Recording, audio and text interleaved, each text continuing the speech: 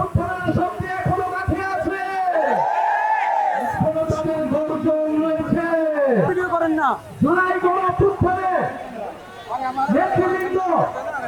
এবং জাতীয় নাগরিক পার্টির আমরা দেশের সংস্কার চেয়েছি, বিচার চেয়েছি এবং নতুন সংবিধান চেয়েছি, কিন্তু এই সকল জনদাবির বিরুদ্ধে দাঁড়িয়ে যাচ্ছে একটি পক্ষ, যারা পুরাতন বন্দোবস্তকে টিকিয়ে রাখতে চায়, যারা পুরাতন রাজনীতিকে টিকিয়ে রাখতে চায়, যারা চাঁদাবাজ এবং সন্ত্রাসকে টিকিয়ে রাখতে চায়। কিন্তু আমরা বলেছি গণঅভ্যুত্থানের পরে এত মানুষের জীবন দানের পরে তারা যদি মনে করে তারা আগের পুরাতন রাজনীতি করবে, তাহলে